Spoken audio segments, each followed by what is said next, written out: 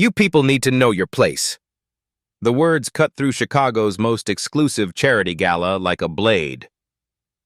Harrison Blackwood, tech billionaire, towered over 28-year-old Zara Williams.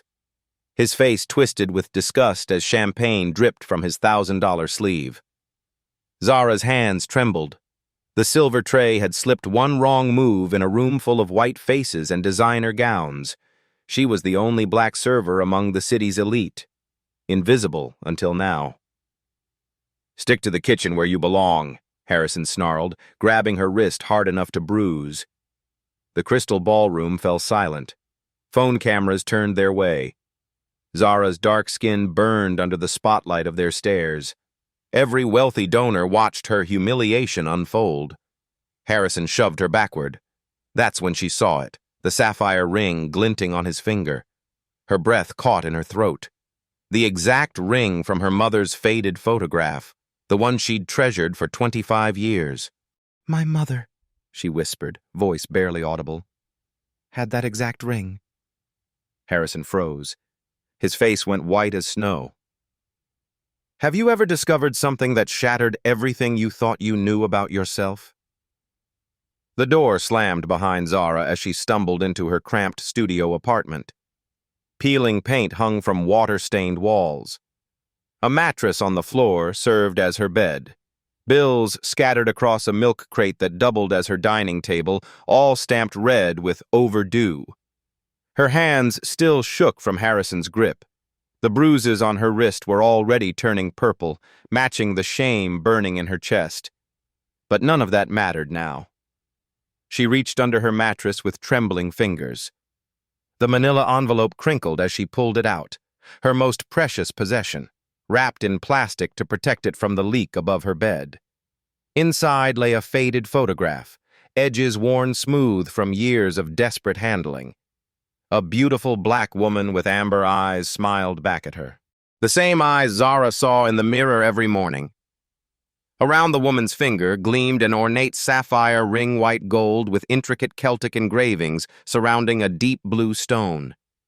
The exact ring Harrison Blackwood had worn tonight. Zara's heart hammered against her ribs. The photograph trembled in her grip. 25 years ago, she'd been found outside St. Mary's Children's Home on a freezing December morning. 3 years old, clutching this photograph and wearing expensive clothes that didn't match her surroundings. No identification, no family came forward despite newspaper appeals. Sister Catherine, the elderly nun who'd cared for her, said she'd spoken with an unusual accent. Not quite American. Maybe European. She'd cried for Mama in those first weeks, pointing at the photograph until her voice gave out. Zara flipped the photo over. Elegant handwriting in fading blue ink. "My darling Zara, someday you'll understand. Love transcends all boundaries. Forever yours, Margaret." Margaret. The name she'd whispered to herself countless nights in foster homes, wondering who this woman was. Her mother? Why had she been abandoned? What terrible thing had forced this loving woman to give her up? Zara pressed the photograph to her chest. Her throat tightened with familiar pain, the ache of belonging nowhere, of being unwanted. Tonight's humiliation felt like every other day of her life. Invisible, disposable. A burden. But that ring changed everything. She grabbed her laptop, ignoring the spider web of cracks across the screen. Her fingers flew across the sticky keyboard. Harrison Blackwood, wife Margaret. The search results loaded painfully slowly on her spotty internet connection. The first image made her gasp. Margaret Blackwood, beloved wife of tech mogul Harrison Blackwood. Died in a tragic car accident 25 years ago while 7 months pregnant with their first child. The baby died with her. Pregnant. 7 months. Zara's hands covered her mouth. The timeline matched perfectly. December 1998. The photograph. The ring. The name. Even her age. But Margaret Blackwood was white in every photo online. Blonde hair, pale skin, blue eyes, Nothing like the woman in Zara's photograph. The official, Margaret, looked cold, distant. The woman in her photo radiated warmth and love. Her phone buzzed. A text from her supervisor. "You're fired." Effective immediately. "Don't come back. Mr. Blackwood made it clear you're no longer welcome." Zara stared at the message. Harrison's influence had already reached her. In one night, she'd lost her job and discovered a connection to the man who destroyed her dignity. She looked at the photograph again. Margaret's smile seemed sadder now, hiding secrets that died with her. Two different women. Same name. Same ring. Same timeline. One question burned in her mind. Which Margaret was real? What if everything you knew about your past was a carefully constructed lie? Zara couldn't sleep.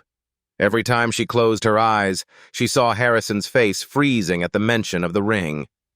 The bruises on her wrist throbbed like a heartbeat, reminding her of his disgust.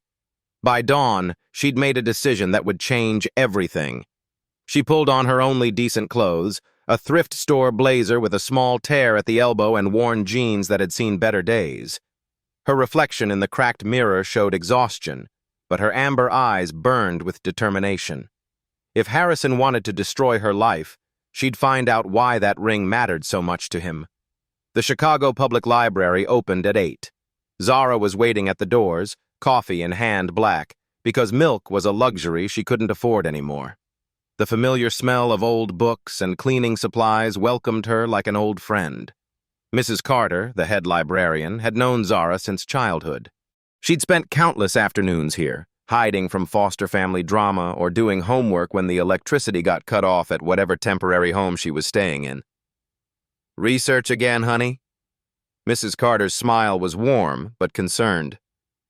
"You know you could have been a detective with that mind of yours. Always digging into things others miss." Zara forced a smile, her throat tight with emotion. "Just curious about some local history. The Blackwood family, specifically." Mrs. Carter's expression shifted slightly. "The tech moguls? That's an interesting choice. Let me show you to the microfilm machine." The ancient machine hummed and clicked as Zara scrolled through newspaper archives from 1998.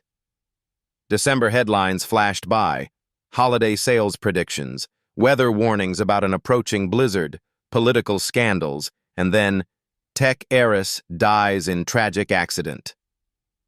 The grainy black-and-white photo showed a blonde Margaret Blackwood stepping out of a limousine at some charity event. Zara leaned closer, studying every detail. The woman's hand was clearly visible as she waved to photographers. No ring, not even a wedding band. Strange for someone supposedly married to Harrison. Zara's pulse quickened. She printed the article, her hands trembling as the paper emerged from the machine. The details were sparse. A single car accident on a snowy road, no other vehicles involved, died instantly along with her unborn child. She kept searching, scrolling through weeks of archived pages.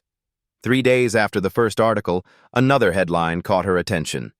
"Blackwood family mourns double loss." This piece had more details about Margaret's background. "I am a graduate of Harvard Law School, involved with various civil rights organizations, active in community outreach programs. Strange accomplishments for someone from such a wealthy, traditional family known for their conservative values." Zara's fingers cramped as she scrolled through months of archives, searching for any mention of Margaret before her marriage. The woman seemed to have appeared in Harrison's life without a past, like she'd materialized from thin air. Then she found it, a small announcement buried in the society pages dated 6 months before Margaret's death. "Margaret Blackwood establishes scholarship for underprivileged children." The accompanying photo made Zara's blood run cold. Margaret stood with a group of children in what looked like a community center, all Black and Hispanic kids from the South Side, their faces bright with hope. And there, clear as day on Margaret's finger, was the sapphire ring. Her hands shook as she printed the image. The same ring, the same warm smile from her childhood photograph. But this Margaret looked radically different from the cold, distant woman in the official death photos. Her skin appeared warmer, her features softer. Even her hair seemed different, curlier, more natural. Finding what you need? Mrs. Carter appeared beside her, glancing at the papers scattered around the machine. I think so. Zara's voice came out as a whisper. She gathered her printouts carefully. Mrs. Carter, do you remember anything unusual about 1998? Any stories about missing children or adoptions that didn't go through proper channels? The older woman's eyes narrowed thoughtfully. She glanced around to make sure they weren't overheard, then leaned closer. That was the year of the big scandal at St. Mary's Children's Home. Something about forged adoption records and missing documentation. The church tried to keep it quiet, but there were rumors about children being placed with families who paid under the table. She paused. Why do you ask, honey? Before Zara could answer, her phone rang. The sound echoed loudly in the quiet library. Unknown number. She almost didn't answer, but something made her swipe to accept. Miss Williams? The voice was elderly, gravelly, with a slight Spanish accent. My name is Robert Martinez. I used to work for the Blackwood family for many years. I understand you're asking questions about Margaret. Zara's heart stopped. How could this stranger know what she was researching? How did you? Word travels fast in certain circles, especially when someone starts digging into buried secrets.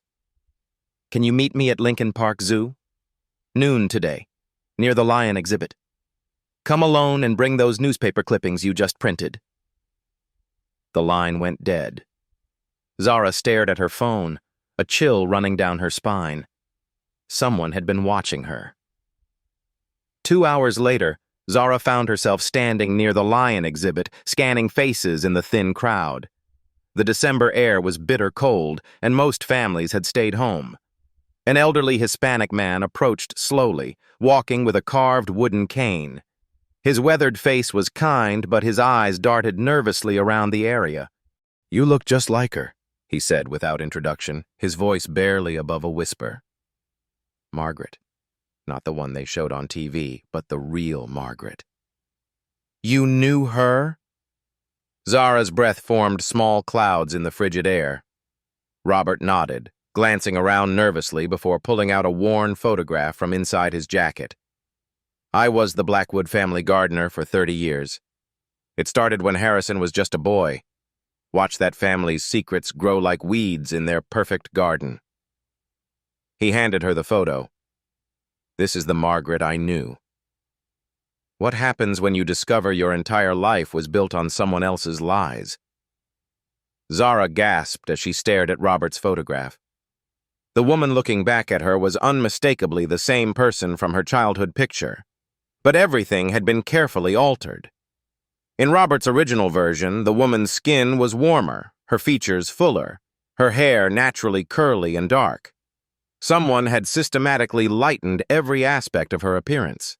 Margaret wasn't who the family claimed she was, Robert continued, his voice barely audible over the roaring lions behind the thick glass enclosure. Her real name was Maria Elena Santos. Half black, half Latina from East L.A. She changed everything about herself to marry into that family. The world tilted beneath Zara's feet. She gripped the bench to steady herself. That's impossible. People can't just change their entire identity like that. Robert's weathered laugh held no humor. Rich people make anything possible, mija.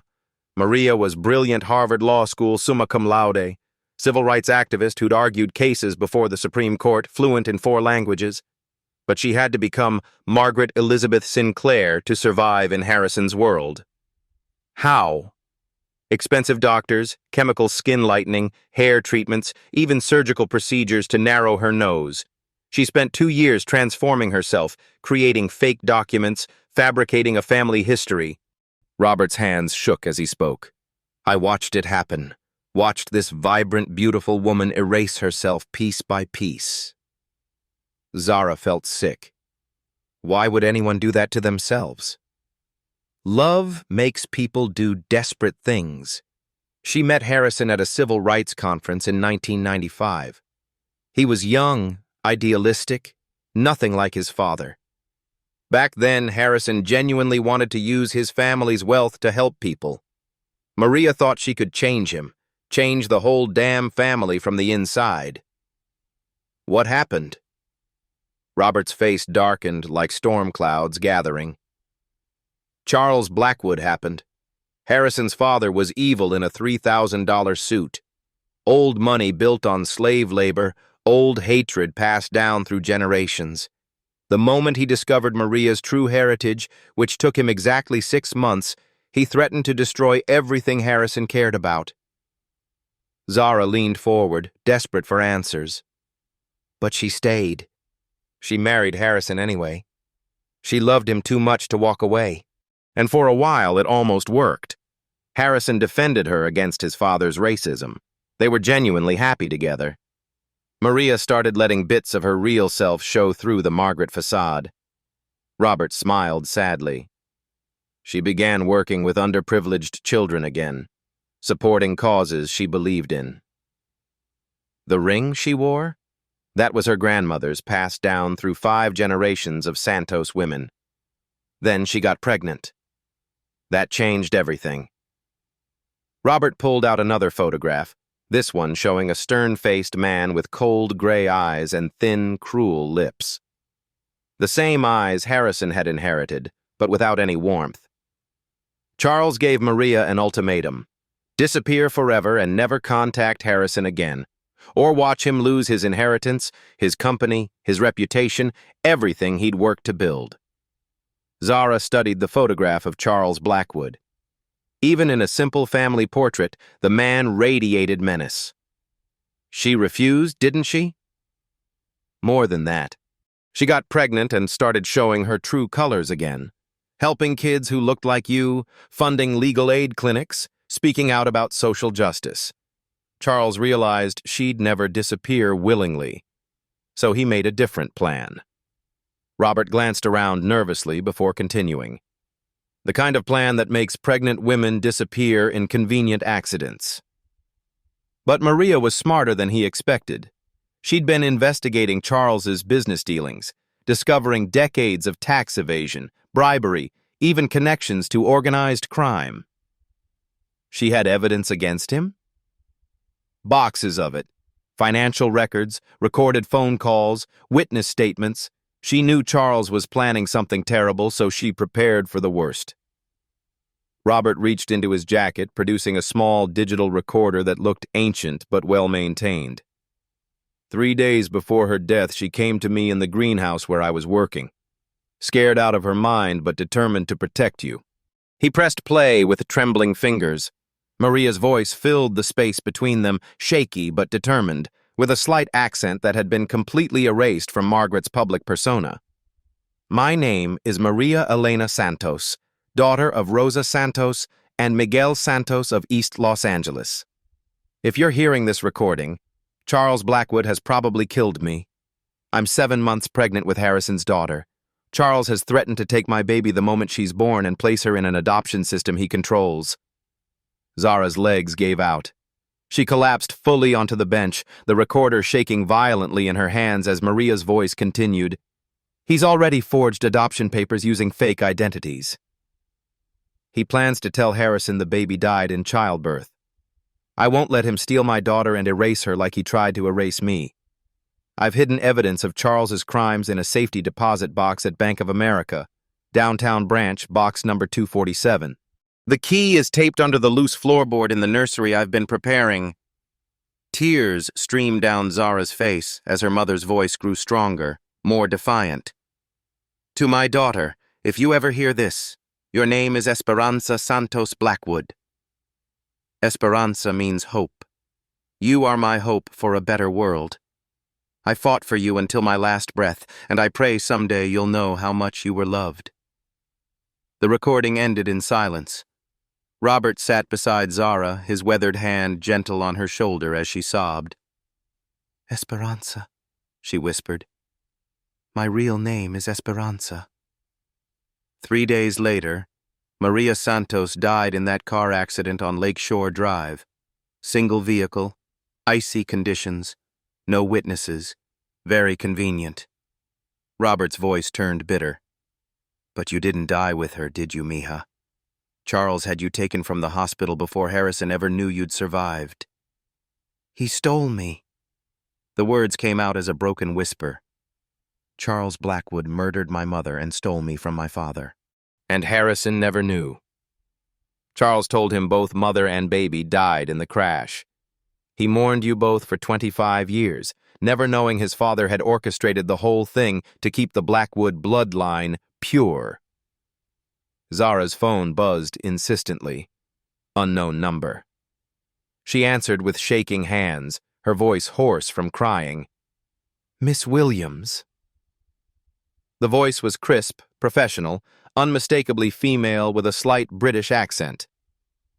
"My name is Victoria Carter, senior partner at Carter, Morrison and Associates, and attorney for the Blackwood estate.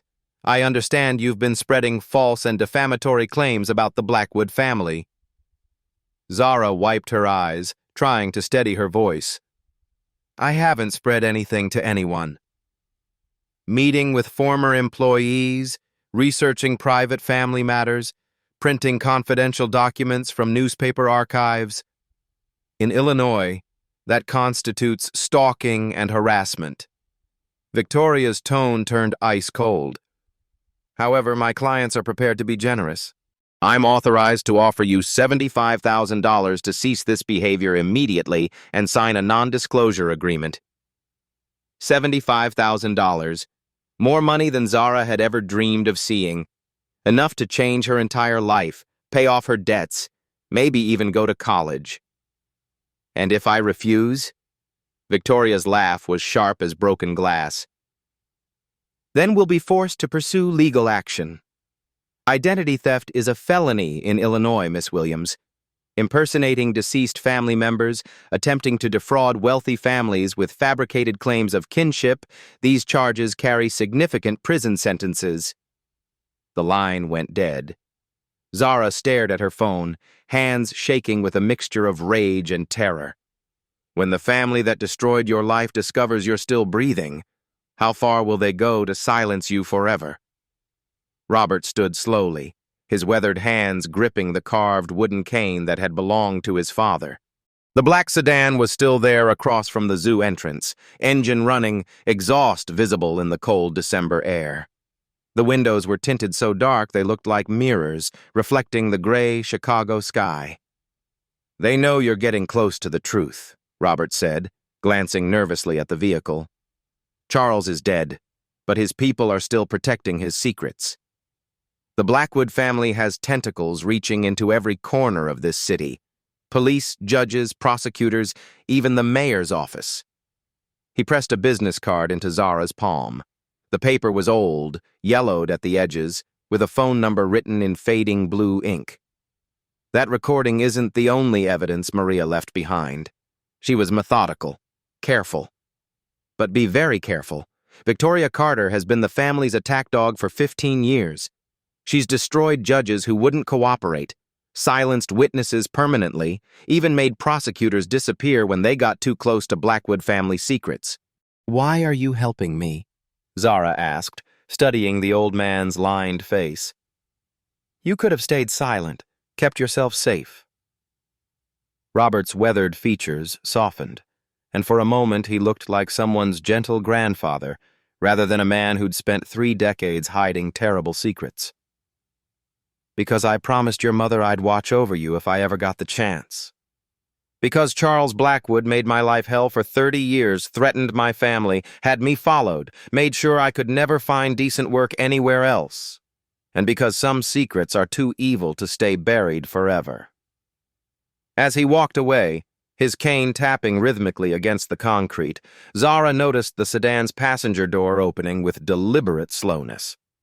A man in a dark suit stepped out, his movements precise and predatory. He was speaking into a small phone, his mouth barely moving. Even from 50 yards away, she could see his cold, calculating eyes, scanning the sparse crowd like a predator selecting prey. Her phone buzzed with the harsh vibration of an incoming text. Unknown number. Stop digging or join your mother. This is your only warning. Zara's blood turned to ice water in her veins. She stood on shaking legs, clutching Robert's business card and the precious recording device that contained her mother's voice. The man from the sedan was walking toward her now, his right hand conspicuously inside his jacket. She had maybe 30 seconds before he reached her position. She ran. Through the zoo's winding asphalt paths, past startled families pushing strollers and confused tourists consulting maps.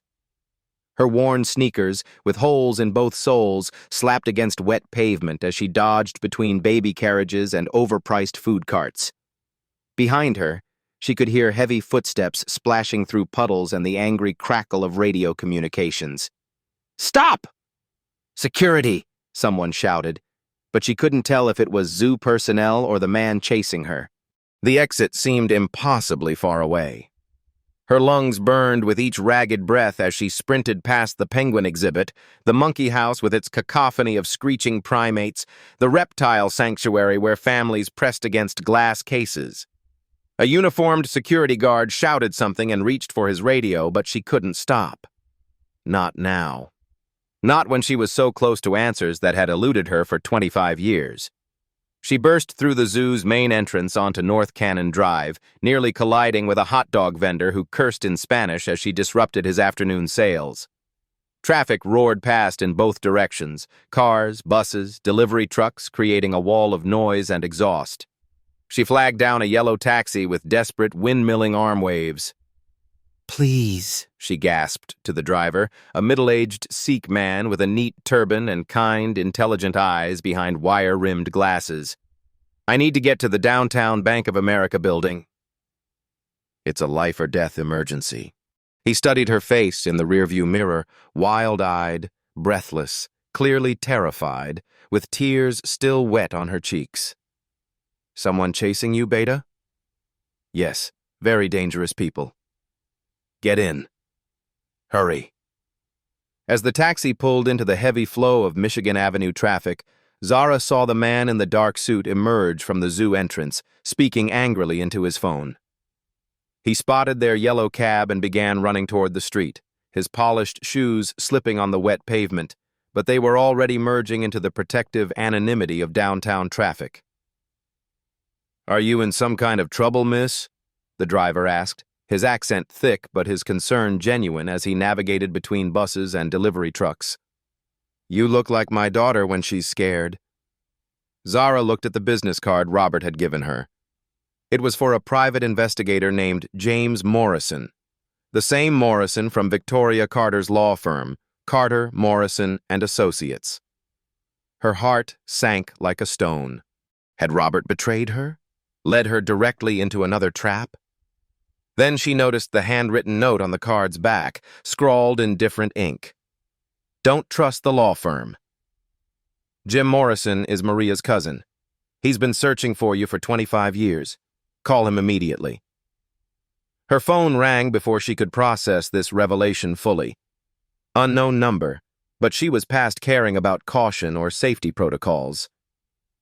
"Zara." The voice was male, urgent, with a slight Spanish accent that reminded her of her mother's recording. "This is Jim Morrison. Robert just called me from a payphone. Are you safe right now?" "I don't know. Someone was following me at the zoo. They sent me death threats. I'm in a taxi heading downtown. Listen very carefully to what I'm about to tell you. Do not go to your apartment. Do not go anywhere familiar, not work, not friends' houses, nowhere they might expect you. Victoria Carter has people everywhere in this city. Police officers on her payroll, private security companies she controls, even contacts in federal agencies. Robert said you're Maria's cousin? Her mother Rosa and my mother Carmen were sisters. They grew up together in East LA, shared everything, secrets, dreams, even boyfriends. His voice cracked with genuine emotion. I've been a licensed private investigator for 15 years, and I've spent every single day of those years looking for Maria's daughter. Looking for you, Esperanza. The taxi was approaching downtown now, the gleaming towers of Chicago's financial district rising ahead of them like glass and steel monuments to power and money. The afternoon sun reflected off their surfaces, creating a maze of light and shadow. "The safety deposit box," Zara whispered, remembering her mother's recorded instructions. "Do you know about it?" "I helped Maria set it up in 1998, 3 days before she died. Used my investigator's license to make sure it was secure, untraceable. But there's something else you need to know. Something Robert couldn't tell you at the zoo because it was too dangerous with so many people around." "What?" "Harrison has been looking for you too." Zara's world tilted again, the taxi's motion making her suddenly nauseous. "What do you mean?" "I thought he believed I was dead. 3 years ago, Harrison hired a private detective not through his usual channels, but someone completely independent to investigate his father's charitable foundation. He'd noticed some irregularities in the bookkeeping, money that was supposed to go to children's services, but never arrived at its intended destinations.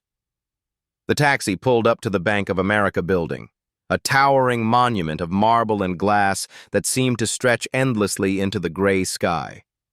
Zara stared at her fractured reflection in its mirrored surface. "The more Harrison dug into his father's business dealings," Jim continued, his voice growing more urgent, "the more questions he had. He found evidence that Charles had been involved in illegal adoptions for decades, children taken from poor families and placed with wealthy clients who paid premium prices for healthy babies." "Does he know about me?" "Not specifically, not yet. But he started to suspect that maybe, just maybe, his own child hadn't died in that accident. He's been funding a search through back channels, trying to stay completely under Victoria's radar. What happens when the father you never knew starts looking for the daughter he thought was dead? The woman has been systematically destroying evidence and silencing witnesses for years," Jim continued, his voice tight with urgency through the phone speaker. "She killed 2 private investigators who got too close to the truth about Charles Blackwood's illegal adoption ring. Made it look like accidents, 1 car crash on the Dan Ryan Expressway, 1 apparent suicide from a high-rise downtown. But I have their files, their research notes, everything they discovered before Victoria eliminated them." Zara stepped into the bank's marble lobby, her worn sneakers squeaking against the polished floor. The contrast was stark crystal chandeliers casting rainbow light patterns, mahogany panels gleaming with fresh polish, while she stood there in thrift store clothes with holes in her shoes. Her footsteps echoed off the impossibly high ceiling like gunshots in a cathedral. "Why didn't Harrison just confront Victoria directly?" she asked, keeping her voice low as elegant customers in expensive suits conducted their business around her. "Because Victoria controls the Blackwood Trust Fund through a series of brilliant legal maneuvers she orchestrated immediately after Charles died in 2010. The old man left specific clauses in his will. If Harrison ever challenges the family's moral standards or brings disgrace to the Blackwood name, Victoria has the authority to freeze his assets, dissolve his companies, even have him declared mentally incompetent." Zara felt sick. So he's trapped too.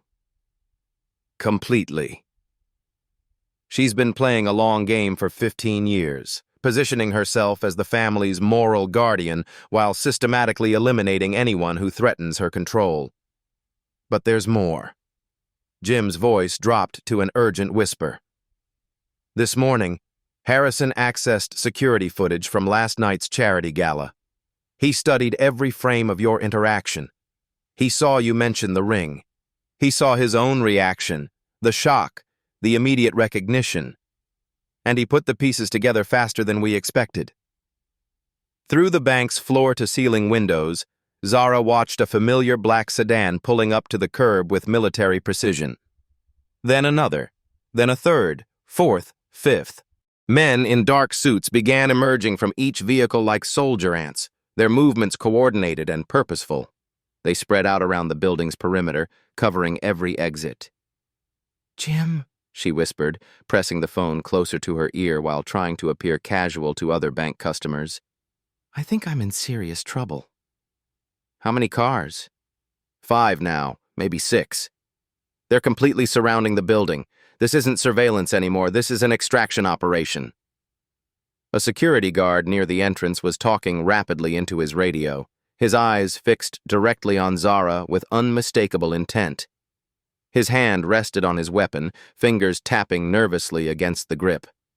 Someone had definitely gotten to him, probably with either substantial money or credible threats. In Chicago, both currencies were equally effective. "Jim, I don't think I'm going to make it to that safety deposit box alive." "Yes, you are. Because you're Maria Santos's daughter and she didn't raise a quitter. She fought Charles Blackwood for 9 months while carrying you in her womb, endured chemical treatments and surgical procedures to hide her identity, and she never stopped fighting until the moment Victoria's people ran her off that road." Through the thick glass doors, Zara saw him, Harrison Blackwood himself, stepping out of a silver Bentley that gleamed like liquid mercury in the December afternoon sun.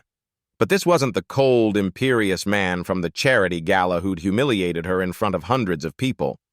This Harrison looked desperate, almost frantic. His usually perfect silver hair was disheveled, sticking up at odd angles.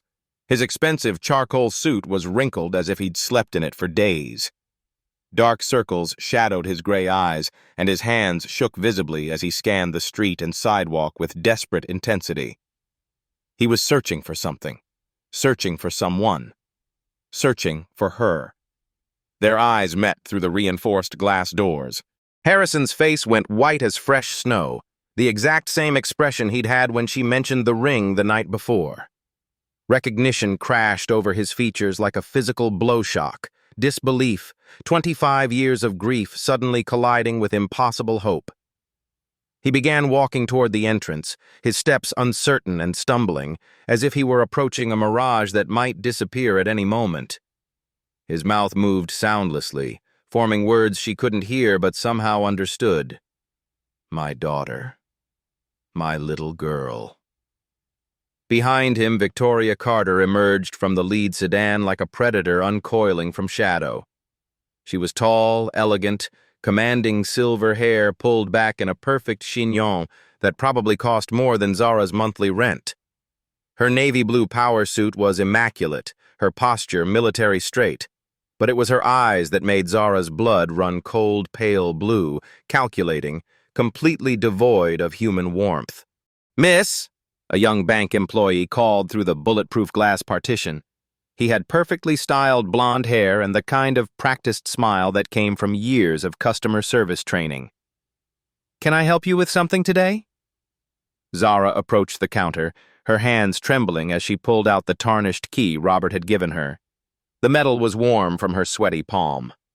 "I need to access safety deposit box number 247. The young man's professional smile faltered slightly as he examined the old, tarnished key. "Do you have proper identification and written authorization from the box holder?" "I have this." Zara placed Maria's photograph on the marble counter, positioning it so the image of her mother wearing the sapphire ring was clearly visible under the bright fluorescent lights. "And I have this." She held up the digital recording device, its red power light blinking steadily. Harrison reached the entrance just as Victoria's operatives began moving into final positions around the building's perimeter. Through the glass, Zara could see him arguing frantically with the security guard, gesturing in her direction with increasing desperation. The guard was shaking his head firmly, one hand on his radio, the other hovering near his weapon. "I'm sorry, miss," the bank employee said, his voice apologetic but inflexible. "Without proper documentation and verification of identity, I simply cannot."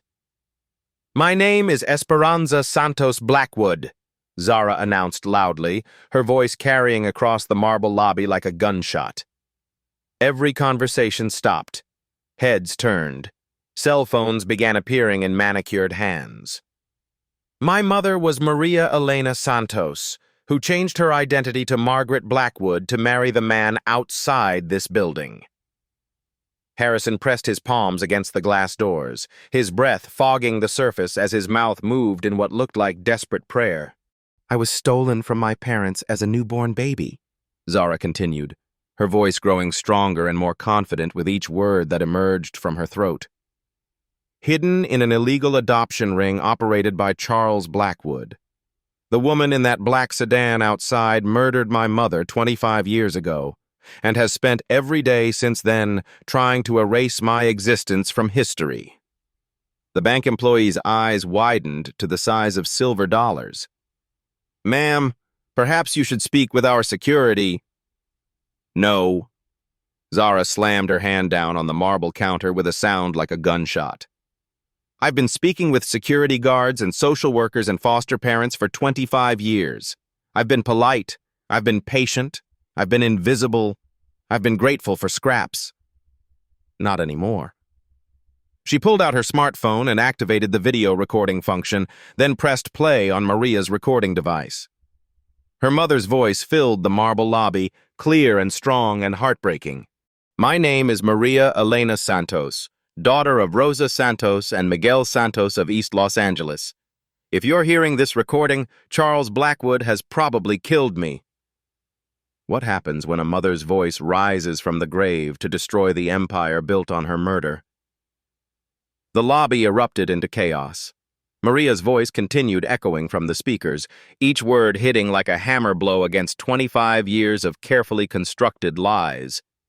People fumbled for their phones, began live streaming to Facebook and Instagram, and started calling local news stations. The bank employee scrambled for his supervisor, his professional composure completely shattered. I've hidden evidence of Charles's crimes in safety deposit box 247. The key is taped under the loose floorboard in the nursery. If something happens to me, please find my daughter. Tell her I fought for her until my last breath.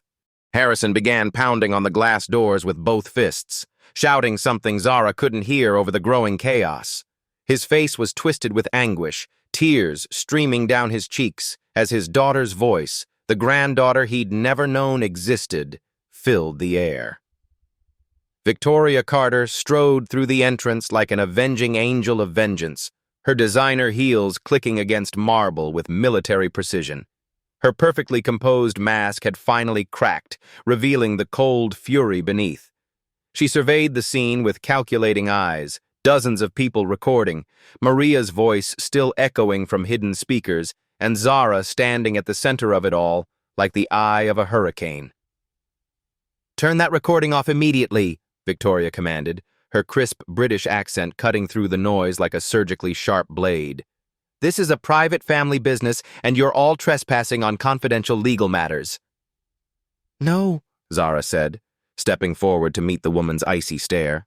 "This is justice. This is the truth. This is my mother's voice speaking from the grave to expose exactly what you did to her and to me." Victoria's men began moving through the crowd, their hands inside their jackets, their intent unmistakable. But the bank's security system had automatically locked down when the alarm was triggered, sealing all exits. They were trapped together, predator and prey, truth and lies, past and present colliding in a marble arena. Harrison finally broke through the entrance, pushing past the confused security guard with surprising strength for a man in his 50s. He was breathing hard, his silver hair wild, his eyes locked on Zara with desperate intensity. 25 years of grief and guilt and impossible hope were written across every line of his face. "Esperanza," he whispered, the name carrying across the suddenly silent space like a prayer. "Dad." The word slipped out before Zara could stop it. 25 years of longing and abandonment and desperate questions packed into a single trembling syllable. They moved toward each other through the crowd, father and daughter separated by decades of lies, but connected by something stronger than blood, the unbreakable bond between parent and child. Harrison's hands shook as he reached out, afraid she might disappear like a mirage. "I thought you were dead," he said, his voice breaking. I mourned you every single day. I built a nursery that I never dismantled. I kept your ultrasound photos in my wallet." "I know," Zara whispered, tears streaming down her face. "I know you didn't know. She told me in the recording, my mother, our mother, she knew you would have fought for me." Victoria Carter's composure finally shattered completely. Rage twisted her elegant features as she realized her carefully constructed empire of blackmail and murder was crumbling in real time, broadcast live to thousands of viewers across social media. "You have absolutely no idea what you've just done," she snarled at Zara, her accent becoming thicker with fury. "No idea what forces you've set in motion." "The Blackwood family has connections you can't imagine. Judges, prosecutors, police commissioners, federal agents. We own this city." "You owned this city," Harrison said, stepping protectively in front of his daughter. His voice was stronger now, filled with decades of suppressed rage. "But you made one critical mistake, Victoria. You murdered my wife, you stole my child, and you made me believe they were both dead for 25 years. Victoria laughed, the sound sharp and bitter as broken glass. "Your wife was a fraud, Harrison, a street mongrel from East LA who manipulated you with fake documents and chemical skin treatments. I saved you from the biggest mistake of your life." "No," Harrison said quietly. "You are the biggest mistake of my life, and I'm going to spend every remaining day fixing what you broke." The bank manager appeared, flanked by federal agents who had been monitoring the live streams. The Chicago FBI field office had received dozens of calls about a public confession to murder being broadcast from the Bank of America building. Within minutes, Victoria Carter found herself surrounded by people she couldn't buy, threaten, or eliminate. "Victoria Carter," the lead agent announced, producing handcuffs. "You're under arrest for conspiracy to commit murder, obstruction of justice, and operating an illegal adoption ring. You have the right to remain silent." Victoria's eyes burned with pure hatred as the handcuffs clicked around her wrists. "This won't stick. I have lawyers, connections, leverage on half the judges in this state." "Actually," Harrison said, pulling out his phone, "you don't. While you were busy threatening my daughter, I was busy liquidating every asset of the Blackwood Trust that you controlled. As of 10 minutes ago, your retainer accounts are frozen, your legal team is fired, and your connections are worthless." The federal agents led Victoria away. Her perfect composure finally cracked beyond repair. As she passed Zara, she leaned close enough to whisper, "This isn't over, little girl. Prison won't hold me forever." "Maybe not," Zara replied calmly, holding up her phone which had been recording everything.